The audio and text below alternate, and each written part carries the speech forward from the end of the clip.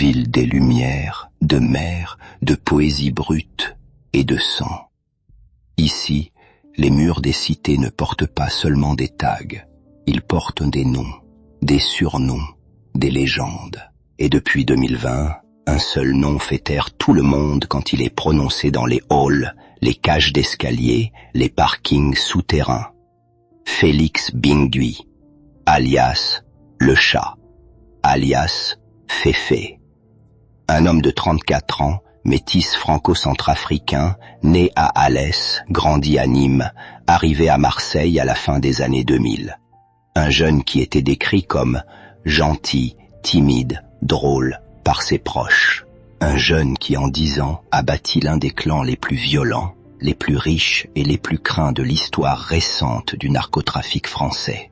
Un clan de plus de 1000 membres, un clan qui a généré des dizaines de millions d'euros, un clan qui a déclenché la guerre la plus sanglante que Marseille ait connue depuis 20 ans. Son nom, Yoda. Oui, comme le maître Jedi de Star Wars. Parce que sur ses points de deal, on peignait Yoda en vert fluo, sur les murs, sur les cages d'escalier, partout où Félix voulait marquer son territoire, un symbole qui voulait dire « ici, c'est chez nous ».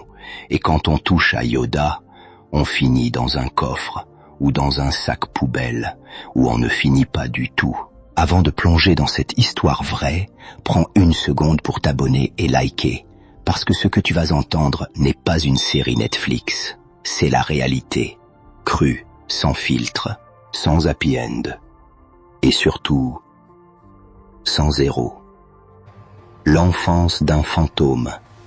Alès Nîmes, Marseille, 14 décembre 1990. Alès, dans le Gard. Un hôpital comme un autre, une naissance comme une autre. Félix Pascal Bingui vient au monde. Père français, mère centrafricaine, un métissage qui, dans les années 90 en France, n'est pas toujours facile à porter. Surtout dans une petite ville du Sud où les regards pèsent lourd. Félix grandit à Nîmes, dans un quartier populaire. Pas le pire, pas le meilleur, juste un quartier où les gamins jouent au foot sur les parkings et traînent devant les supérettes. Les voisins le décrivent comme un gamin gentil, timide, souriant, un peu en retrait, le genre de gosse qu'on ne remarque pas vraiment, qui ne cherche pas les problèmes, qui ne parle pas trop fort, mais déjà, il observe, il écoute, il retient. Et il apprend que dans ce monde, les gentils finissent rarement premiers. Vers 2006-2007, à l'adolescence, Félix prend une décision qui va changer sa vie. Il quitte Nîmes. Il monte à Marseille. Seul, sans famille sur place, sans plan précis, juste l'envie de voir ailleurs, de devenir quelqu'un.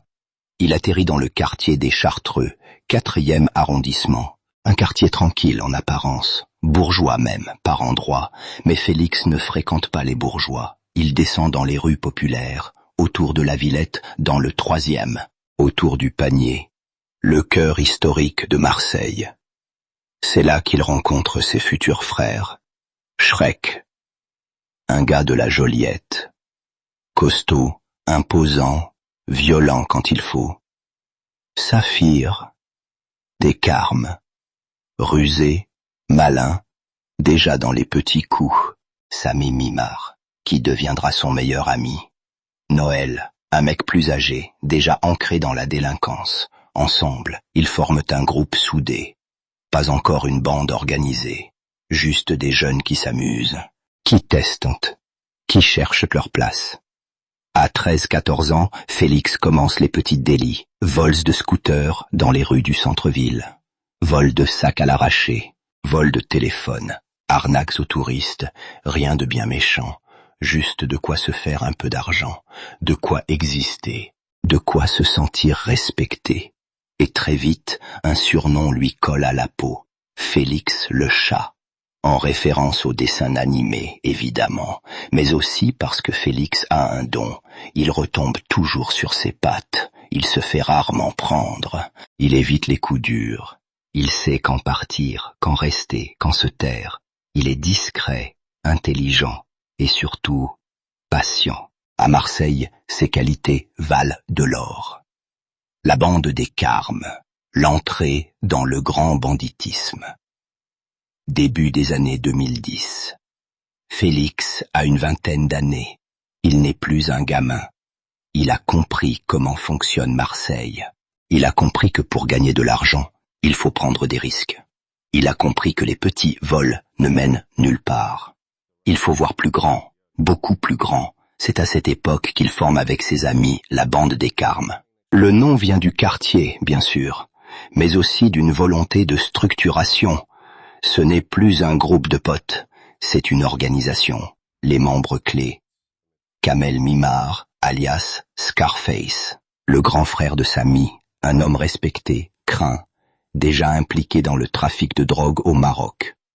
Ahmed Behamou, alias Bébou, stratège, négociateur. Oussama Slimane, alias l'ours, imposant, violent, loyal. Noël, l'ancien, celui qui a déjà un casier long comme le bras. Sami Mimar, le frère de cœur de Félix.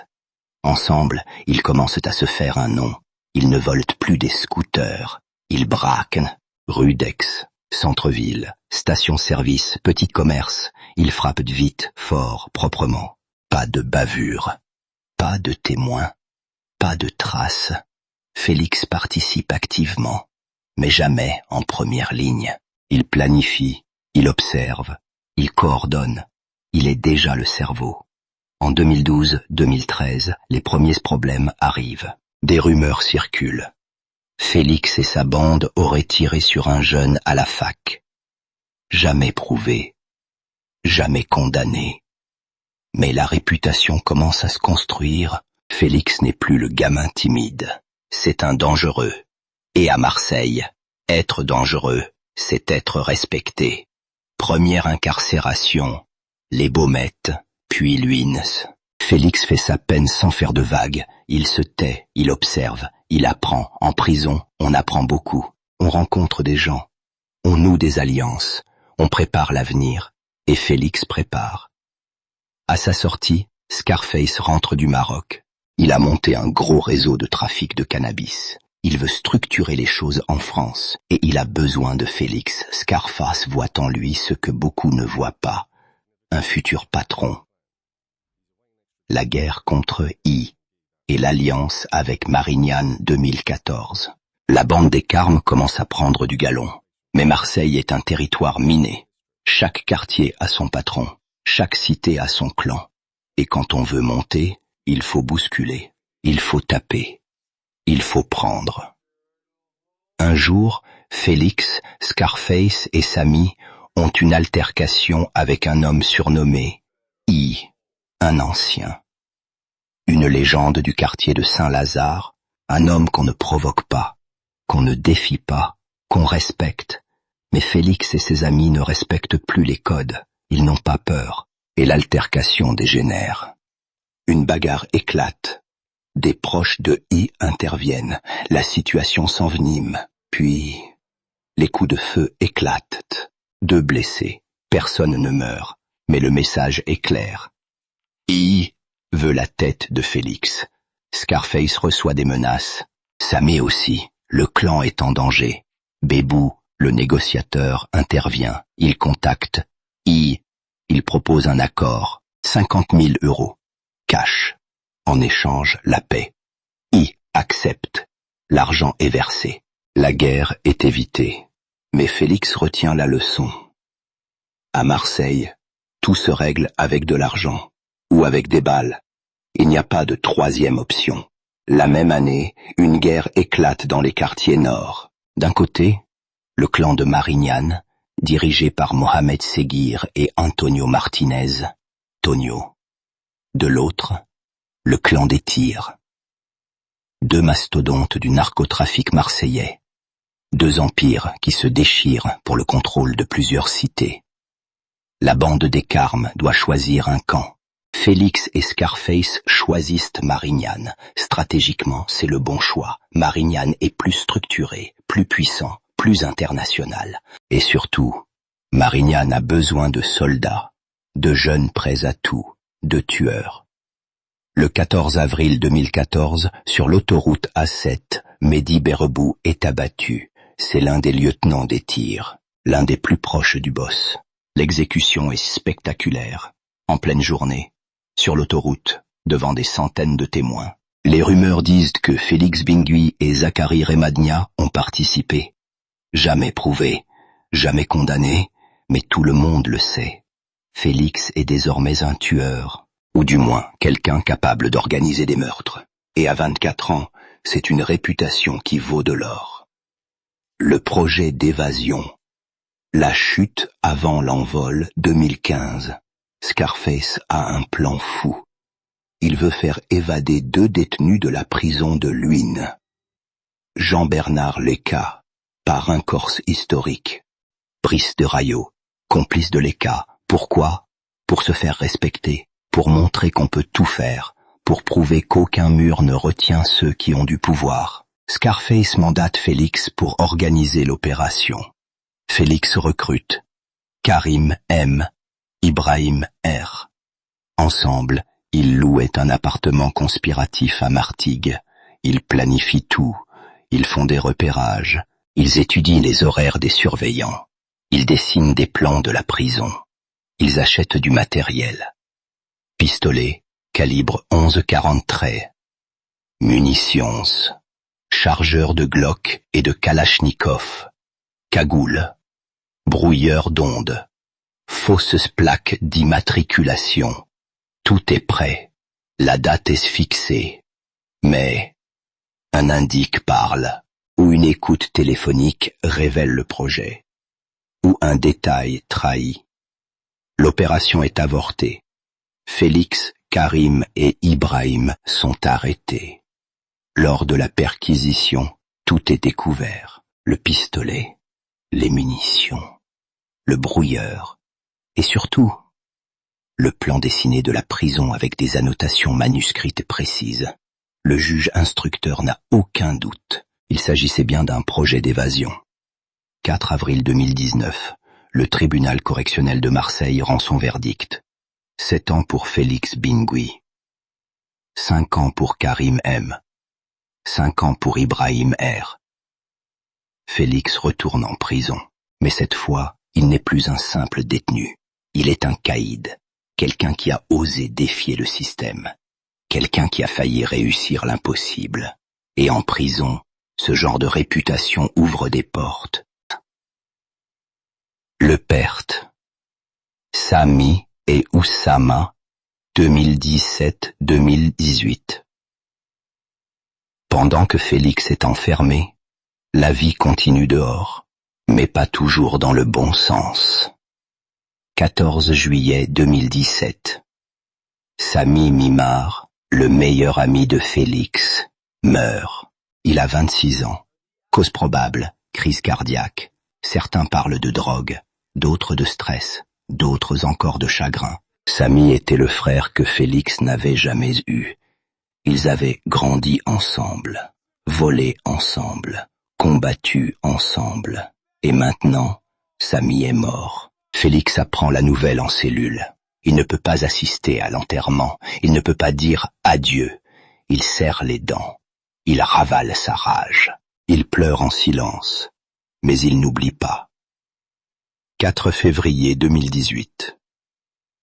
Oussama Slimane, l'ours, meurt à son tour. Il a 25 ans. Les circonstances sont floues. Accident, overdose, règlement de compte. Personne ne sait vraiment, ou personne ne veut savoir. Félix perd un deuxième frère, en moins d'1 an. 2 piliers de la bande des Carmes. 2 hommes sur qui il comptait, 2 soldats qu'il ne reverra jamais. Mais Félix ne baisse pas les bras. Il comprend que le temps presse, qu'il faut agir vite, qu'il faut bâtir quelque chose de solide avant qu'il ne soit trop tard, avant que tout le monde ne meure, avant que lui-même ne meure. Et c'est en prison qu'il commence à structurer ce qui deviendra Yoda.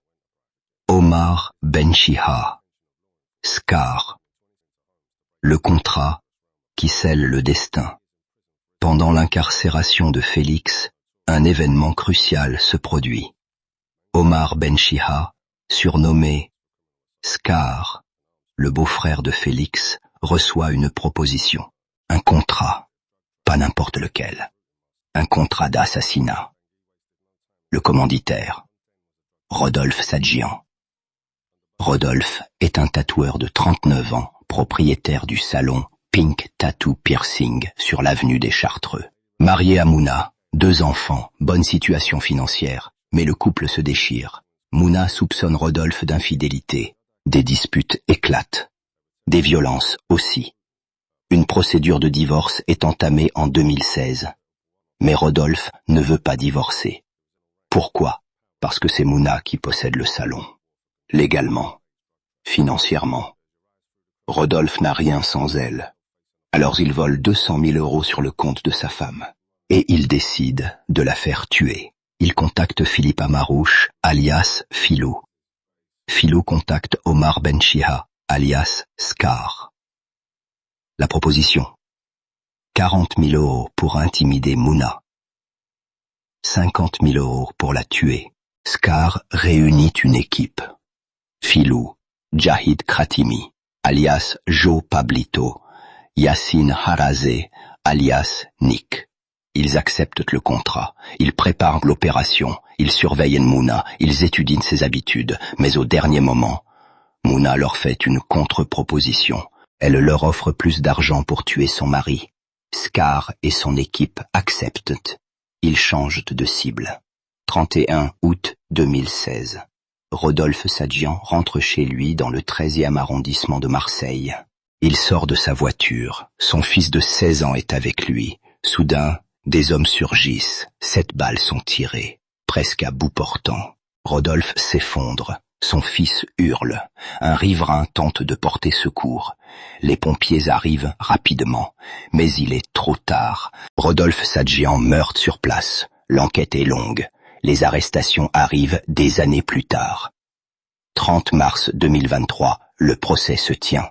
Les condamnations tombent. 3 ans avec sursis pour Joris Picard, recel de voitures volées. 2 ans, dont 6 mois ferme pour Camille Chelot, détention d'armes de guerre. 3 ans, dont 2 fermes pour Yassine Haraz. 5 ans pour Jahid Khatimi. 7 ans pour Philippe Amarouche. 10 ans pour Omar Ben-Chiha, désigné comme le chef de file. Mais en 2023, Omar Ben-Chiha, Scar, est déjà mort. Assassiné en mai 2023 à Salou, en Espagne, dans des circonstances que nous verrons plus tard. Mais son rôle dans cette affaire montre une chose. La bande des Carmes est devenue une organisation capable d'exécuter des contrats sur commande, capable de tuer pour de l'argent, capable de tout. Et Félix, même en prison, tire les ficelles. La prise de la Busserine. Le premier vrai empire, mars 2019. Félix est toujours en prison, mais dehors, ses lieutenants agissent, et ils frappent fort. 12 mars 2019, vers 21 Ar, boulevard Mattei, quartier de la Busserine, 14e arrondissement. 2 hommes sont dans une voiture, Kamel Racha, alias Como ou le général, et son frère. Como est le patron de la Busserine. C'est lui qui contrôle le point de deal. C'est lui qui collecte l'argent. C'est lui qui décide qui vend, qui achète, qui vit, qui meurt. Mais ce soir-là, Como ne décide plus rien. Une voiture s'approche. Des hommes en descendent. Ils tirent. Rafale de Kalachnikov. Como et son frère sont criblés de balles. Como meurt sur place. Son frère survit, grièvement blessé. Les tueurs disparaissent dans la nuit. Selon les enquêtes, les exécuteurs seraient Hassen Mabrouk, alias DSK ou Le Gros. Cyril. Décès le lendemain, la bande des Carmes prend le contrôle de la Busserine. C'est désormais leur quartier général, leur base, leur trésor de guerre. C'est dans cette cité qu'est recruté Guy B, alias Mareko Scarla. Un jeune violent, ambitieux, prêt à tout.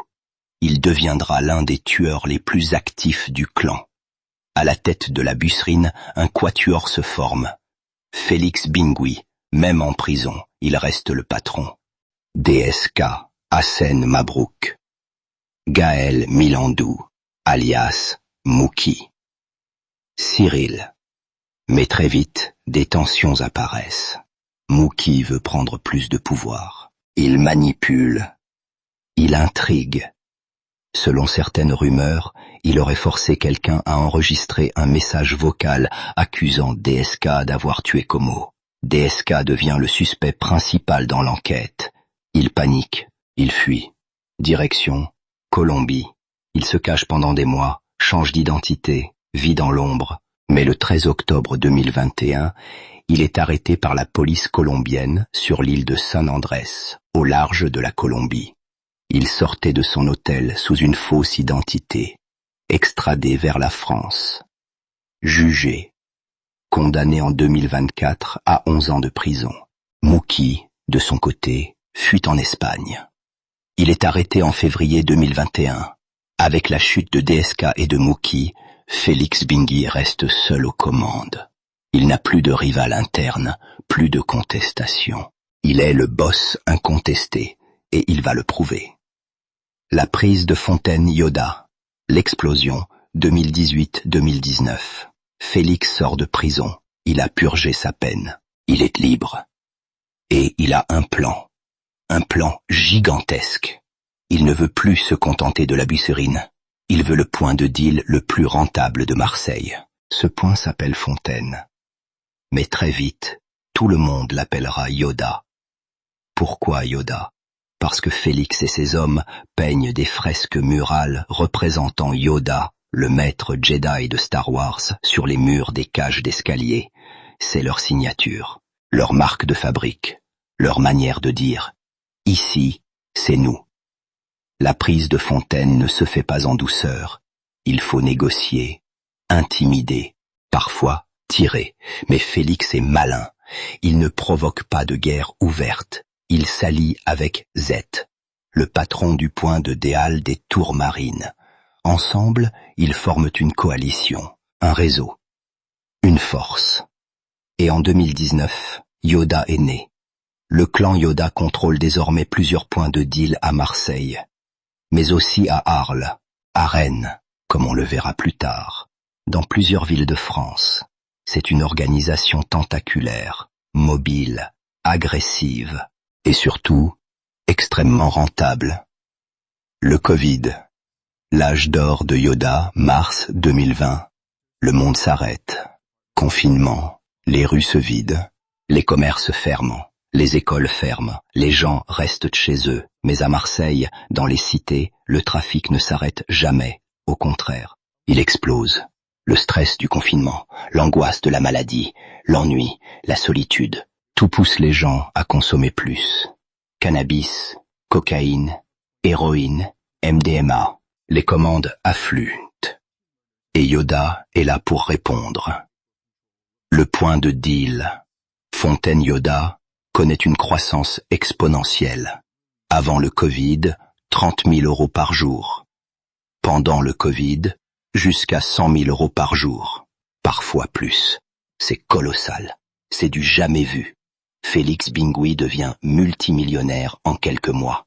À 30 ans, il achète des voitures de luxe, des montres, des vêtements de créateurs. Il s'installe à Dubaï, la ville des riches, la ville où tout est permis, la ville où l'argent sale devient propre.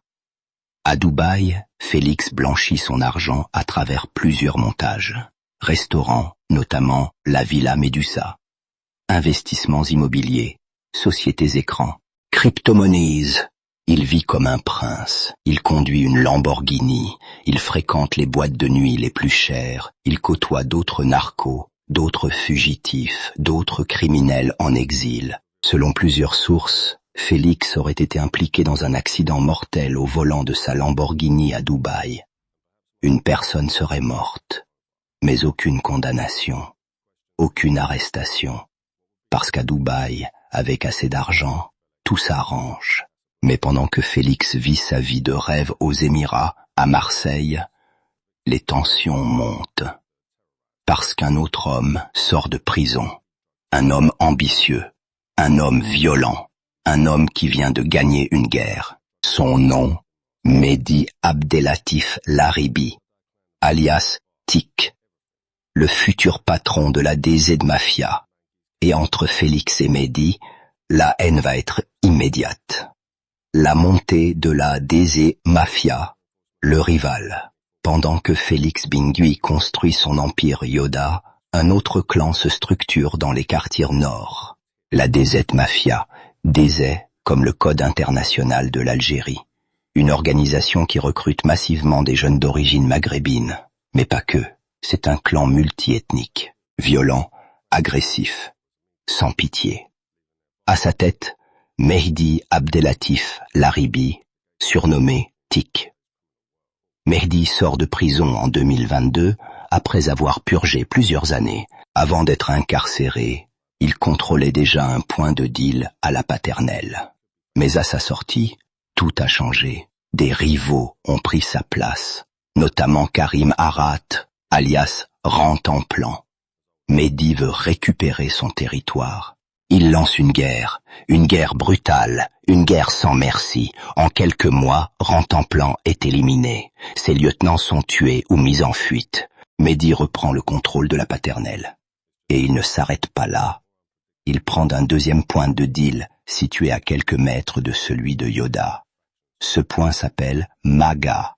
Maga et Yoda. 2 points de deal, 2 clans. À quelques dizaines de mètres l'un de l'autre, c'est une bombe à retardement. Dès 2022, des tensions naissent. Des regards de travers, des provocations, des petites fusillades. Rien de grave, pas encore. Mais tout le monde sent que ça va exploser.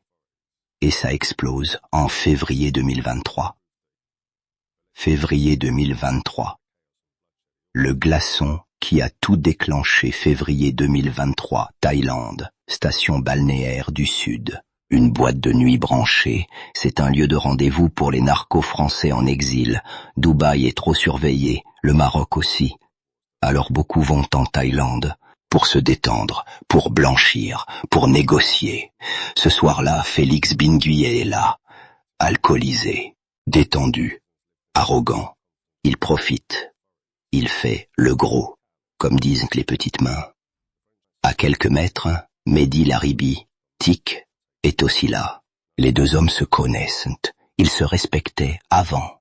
Ils venaient du même quartier, la Paternelle. Ils avaient même collaboré. Mais maintenant, c'est différent. Maintenant, ils sont rivaux. Chacun veut tout. Et ce soir-là, l'alcool, l'ego et la provocation font le reste. Félix balance un glaçon sur la tête de Mehdi, un geste stupide, enfantin. Mais dans ce monde, un geste comme ça, c'est une déclaration de guerre. Mehdi se lève. Ces hommes aussi. Félix se lève. Ces hommes aussi. Les 2 groupes se font face. Ça crie, ça s'insulte, ça se bouscule. Mais ça ne se bat pas. Pas encore. Pas ici. Pas en Thaïlande. Mais tout le monde sait que de retour à Marseille, le sang va couler. Une petite main de la DZ raconte plus tard sur procès verbal. Félix était alcoolisé et faisait le gros. Il a balancé un glaçon sur la tête de Tic et de là tout est parti en couille. Ils ne se sont pas battus sur place mais depuis, ils se disputent les points de deal. Et effectivement, dès le retour à Marseille, la guerre commence. Une guerre qui va devenir la plus sanglante de l'histoire récente du narcotrafic français. La guerre Yoda vs DZ Mafia 2023-2024. Le carnage, 5 février 2023. Première fusillade, cité de la Paternelle. Échange de coups de feu entre membres de Yoda et de la DZ. 2 fois dans la soirée, vers 21h, puis vers 23h. Pas de mort. Mais le ton est donné.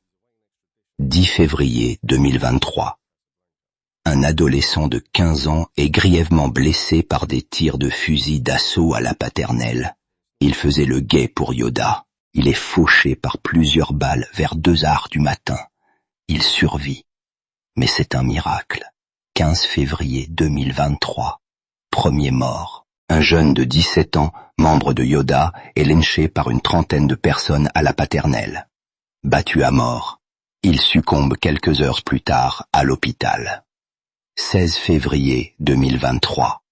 Riposte immédiate. Un membre de la DZ Mafia est tué par balle à la cité des Micocouliers. La spirale infernale commence. Les morts s'accumulent. Les blessés aussi. Et surtout, les innocents. Parce que dans cette guerre, les balles ne choisissent pas leur cible. 2-3 avril 2023, la nuit la plus sanglante. 3 fusillades en quelques heures. Castellas, 15e. 2 hommes de 21 et 23 ans abattus. 5 autres blessés. Aigalades, Pianzé. 5 hommes blessés par balle. Joliette, 2e. Un adolescent de 16 ans tué. 2 autres jeunes de 14 et 16 ans grièvement blessés. L'un d'eux mourra 1 mois plus tard. Total de la nuit. 4 morts, 8 blessés. Marseille est sous le choc. Les médias nationaux débarquent. Les politiques s'indignent. La police déploie des renforts. Mais rien ne s'arrête. 12-13 avril 2023. 5 fusillades en une nuit. Pourquoi? Parce que la brute, Madi Zerdoum, l'un des chefs de la DZ, s'est fait agresser en prison. Passage à tabac en cellule. Ces hommes veulent se venger. Ils tirent partout. Félix Piat, 3e. Un mineur blessé aux jambes. Boulevard Bannon, 4e. Voiture prise pour cible. Bussérine, 14e. Coup de feu. Consola, 15e. Fusillade. Belle de Maille, 3e. 3 hommes touchés à la Kalachnikov. L'un d'eux, Samir, 27 ans, meurt de ses blessures. 5 mai 2023. L'exécution en Espagne. La DZ Mafia veut frapper fort, très fort. Elle veut tuer un poids lourd de Yoda, Omar Benchiha, alias Scar, le beau-frère de Félix. Scar vit en Espagne, à Salou, chez un associé nommé Nadir Morales. La DZ recrute un couple de narcotrafiquants. Alicia, 24 ans, responsable des livraisons d'un point de deal. Christian, 27 ans, gérant du point de deal du Castellas. Ils partent en Espagne avec une équipe de tueurs, dont un dénommé Le F. Ils utilisent une prostituée que Nadir fréquente, prénommée Célia, pour le piéger. Célia renseigne les tueurs sur l'emplacement de Scar et Nadir. Le 5 mai 2023, une Renault Capture s'approche de leur voiture. 3 hommes descendent. Ils tirent. Rafale. Scar et Narid sont tués sur place. L'un des tueurs, Zachary, est arrêté. Les autres s'enfuient, exfiltrés par Alicia. 10 mai 2023. Vengeance présumée. Charlotte, 43 ans, mère de famille, est abattue dans la cité du Vieux Moulin, 14e. 2 autres personnes sont blessées. Rumeur.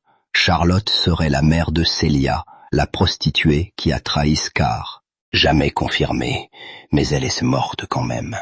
5 juin 2023. Un jobber de 18 ans, simple remplaçant, travaille au point de deal du Castellas pour la DZ. Un homme s'approche. Visage découvert. Le jobber pense que c'est un client. L'homme sort une arme. Le jobber s'enfuit. Il se réfugie dans la mosquée du Castellas. Le tueur le suit. Il l'extirpe de la salle de prière. Il lui tire dessus. Thorax. Le jeune meurt vers 22h30. C'était juste un gamin. Un remplaçant. Il n'avait rien à voir avec la guerre. Mais il est mort quand même. 20 juillet 2023. La DZ recrute une nouvelle équipe de tueurs. Bilal, alias R9, ancien du centre de formation de l'OM. Le tireur. Tanguy, alias O'Connor, de Manosque, le chauffeur. Imran A, alias propre. Le nettoyeur, il fait disparaître les voitures. Ils entrent en action le jour même. Vers 21h30, ils tirent sur un jeune de 17 ans à la cité des Tourmarines, 15e, 2 balles dans le thorax. Il meurt le week-end suivant, 12 août 2023. Vers 4h30, l'équipe tue un homme de 40 ans à la Kalachnikov devant une boîte de nuit du quartier de la Pomme, en Zonzienne. 15 août 2023. Dylan Guerini Tachwaft, ancien membre de la DZ passé chez Yoda, est tué dans le quartier de Maison Blanche, 14e. Le lendemain, l'équipe de tueurs est arrêtée. Christian aussi. Alicia monte à la tête du trafic du Castellas, 13 août 2023, riposte de Yoda. Moustique, membre haut placé de la DZ, est tué à la Caillole. Un chargeur vidé sur lui, selon les enquêteurs. Sa tête aurait été mise à prix, 4 000 €. 11 novembre 2023, fusillade au McDonald's de l'Estac, 16e, 5 personnes dans une voiture. Une vingtaine de douilles de 7,62 Kalachnikov retrouvées. 2 morts, Eddie, 22 ans, Éléonore, 25 ans, victime collatérale, aucun antécédent. Mamine, Amine O, alias JSSXR 1000, Mamine Escobar, Jalisco, serait à l'origine de cette fusillade. 10 septembre 2023. Sokaina, 24 ans, jeune femme sans histoire, est tuée par des tirs de Kalachnikov lancés à l'aveugle dans le quartier Saint-Is, Dixienne. Un mineur de 16 ans est mis en examen. 31 août 2023. Jason, membre de Yoda, est abattu à la Kalachnikov vers 23h30 à la cité des Micocouliers, 14e. 12 janvier 2024. Alicia et une dizaine de personnes sont interpellées. La guerre touche à sa fin. Yoda a perdu trop de monde. Scar est mort. Mohamed, numéro 2 du clan, est arrêté en juillet 2023. Il ne reste plus que Félix Bingui, et Félix est en fuite. Reine. Yoda part à la conquête de la Bretagne. Pendant la guerre à Marseille, Yoda étend son empire. Direction, Rennes, quartier de Villejean, l'un des plus gros points de deal de l'Ouest. Yoda veut sa part, mais Rennes est déjà occupé par des groupes parisiens, par des groupes locaux et par la DZ Mafia, implantée à Saint-Nazaire. La guerre de Marseille se transporte en Bretagne. Janvier 2025. Un commando armé sème la panique à Villejean. Les habitants prennent leurs jambes à leur cou. 17 avril 2025. Fusillade devant le subway de Villejean. 4 blessés. Un élu de la ville se trouvait là par hasard. Il échappe de peu aux balles. Mai 2025. Nouvelle fusillade. Les ripostes se succèdent. 13 octobre 2025. 4 membres de Yoda sont interpellés à Marseille. Parmi eux, Noir Chekab, bras droit de Félix, considéré comme ultra-violent par la PJ. Selon une note confidentielle de la DNPG, Direction nationale de la police judiciaire, les trafiquants marseillais manifestent des ambitions expansionnistes. Ils veulent s'implanter partout en France. Rennes, Lyon, Toulouse, Bordeaux, Grenoble. La Bretagne devient un champ de bataille entre Yoda, DZ et groupes parisiens. Les habitants de Villejean se disent abandonnés. Certains craignent de devoir se protéger eux-mêmes si ça recommence. L'arrestation de Félix Bingui. La fin du chat. Été 2023. Félix Bingui est en fuite. Il sait qu'il est recherché. Notice rouge Interpol. Mandat d'arrêt international. Il se cache. Maroc, Émirats, Thaïlande. Il change de pays régulièrement. Il utilise des fausses identités. Il vit dans l'ombre. Mais la BNRF, Brigade nationale de recherche des fugitifs, le traque. En collaboration avec les autorités marocaines. 8 mars 2024. Casablanca, Maroc. Félix Bingui est arrêté. Selon certaines sources, il était dans un restaurant chic. Les policiers marocains l'interpellent sans violence. Il ne résiste pas. Il sait que c'est fini. Bruno Bartosetti, secrétaire national zone sud du syndicat de police unité SGPFO, déclare « C'est un coup très dur qui a été donné à leur encontre ». Félix est placé en détention au Maroc. Il attend son extradition. 22 janvier 2025, Félix Bingui est extradé vers la France. Il est transféré à Paris, puis à Marseille, mis en examen, incarcéré. À 34 ans, Félix Bingui, le Tcha, est derrière les barreaux. Mais est-ce vraiment la fin? L'héritage de Félix Bingui. Qui est-ce cet homme? Félix Bingui n'est pas un monstre. C'est un produit de Marseille, un produit de la misère, un produit de l'ambition. Il est né pauvre. Il a grandi dans des quartiers oubliés. Il a vu ses amis mourir jeunes. Il a vu la drogue détruire des familles. Et il a choisi de devenir celui qui vend la drogue. Pas celui qui la consomme. Pas celui qui la subit. Celui qui en profite. À 20 ans, il était déjà un criminel.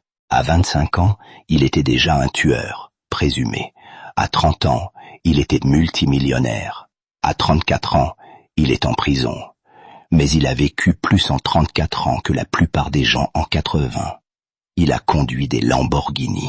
Il a voyagé dans le monde entier. Il a commandé des armées de jeunes prêts à mourir pour lui. Il a bâti un empire de plus de 1000 membres.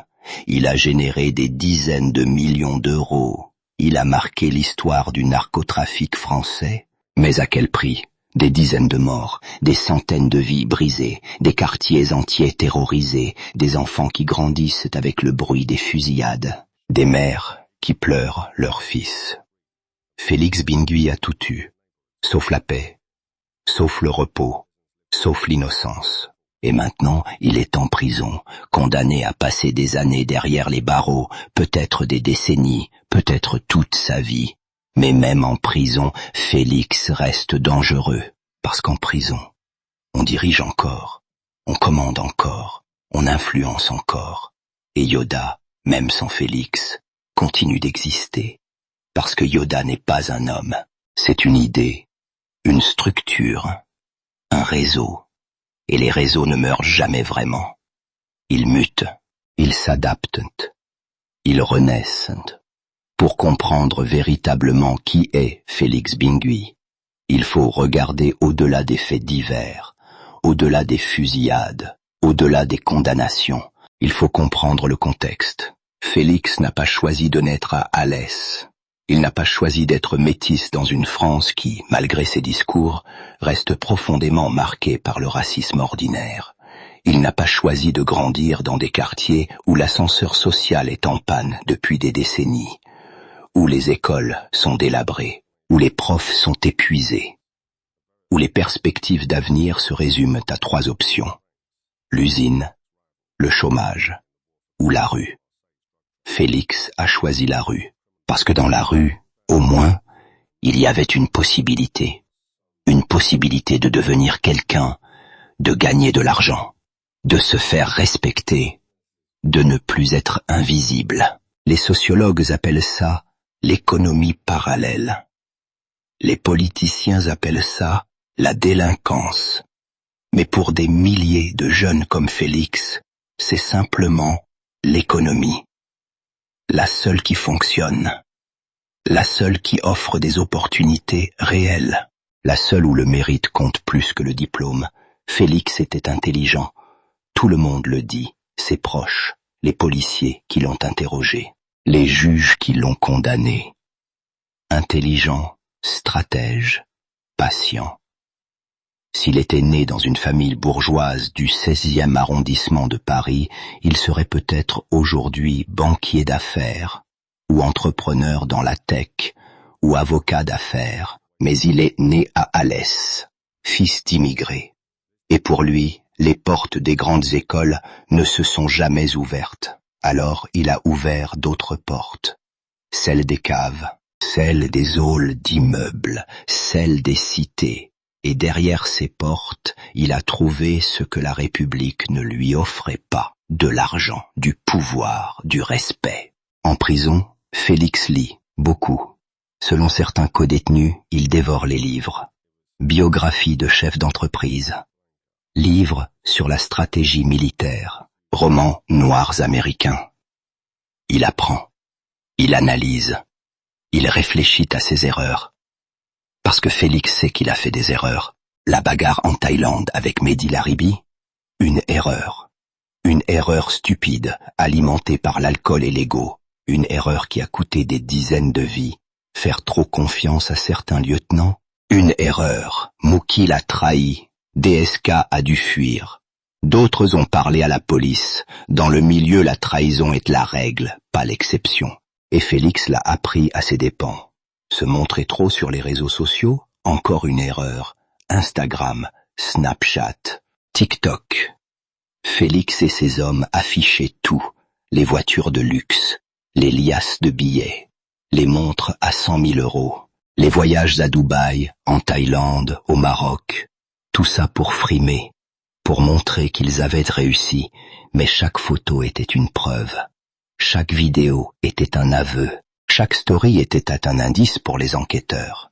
Les anciens caïds de Marseille ne faisaient jamais ça. Ils vivaient dans l'ombre, discrets, invisibles. C'est comme ça qu'ils ont duré des décennies. Mais la nouvelle génération, celle de Félix, a grandi avec les réseaux sociaux. Pour eux, exister, c'est être vu, c'est être suivi, c'est avoir des likes. Alors ils se montrent, ils s'exhibent, et ils se font prendre. Mais malgré toutes ces erreurs, Félix a réussi quelque chose d'extraordinaire.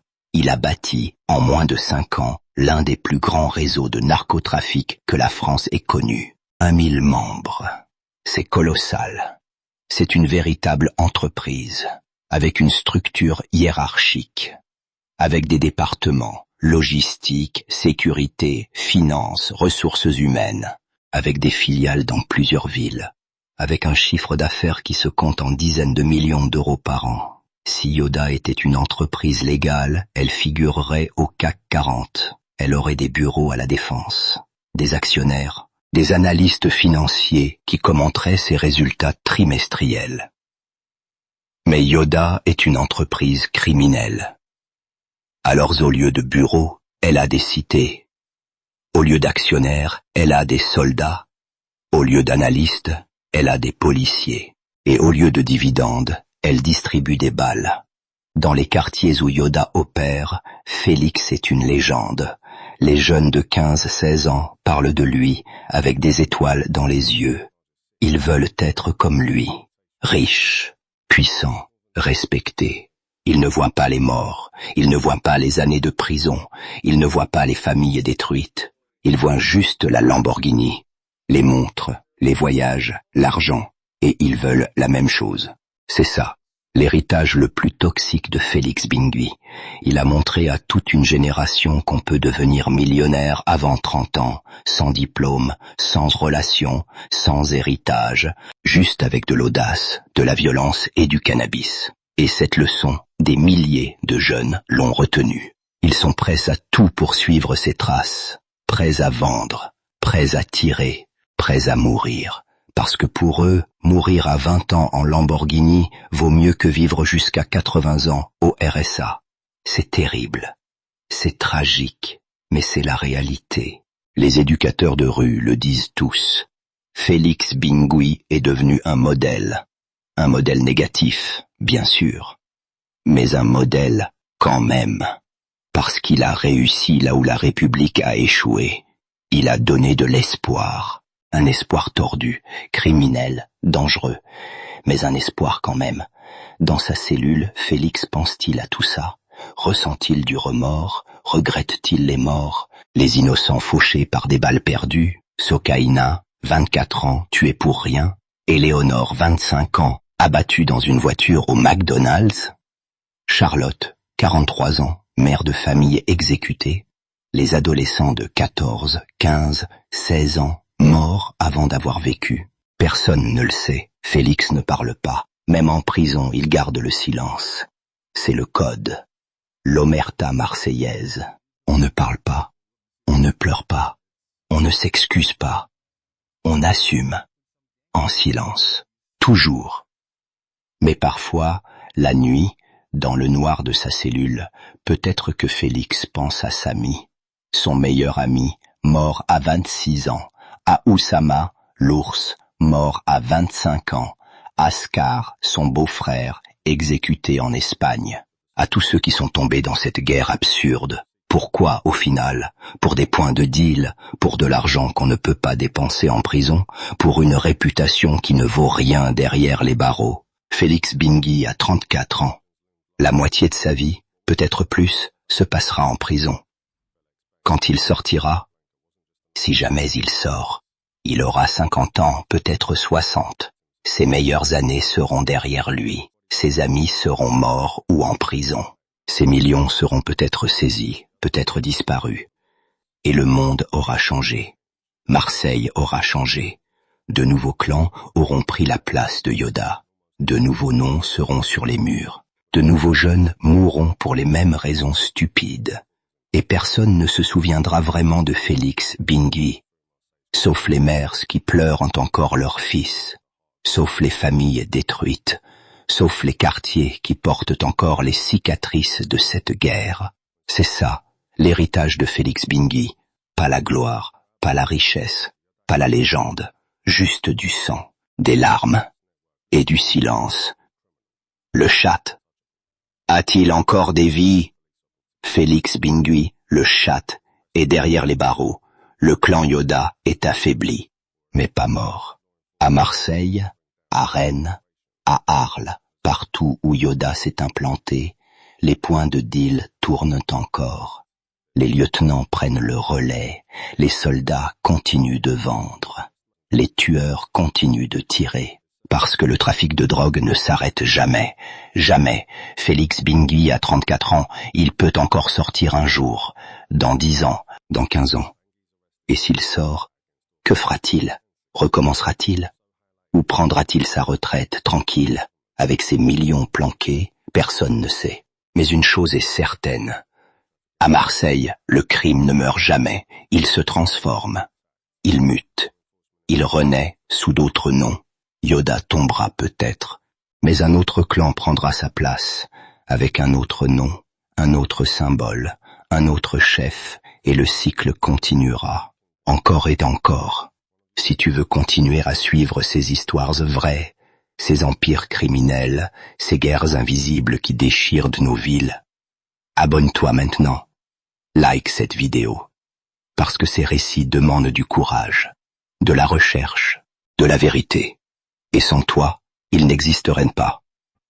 Félix Bingui, le chat, le roi déchu, le fantôme de Marseille.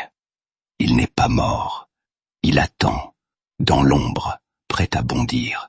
Encore une fois, merci d'avoir écouté. N'oubliez pas de vous abonner et de suivre notre contenu pour seulement 2,39 €. On se retrouve dans la prochaine vidéo.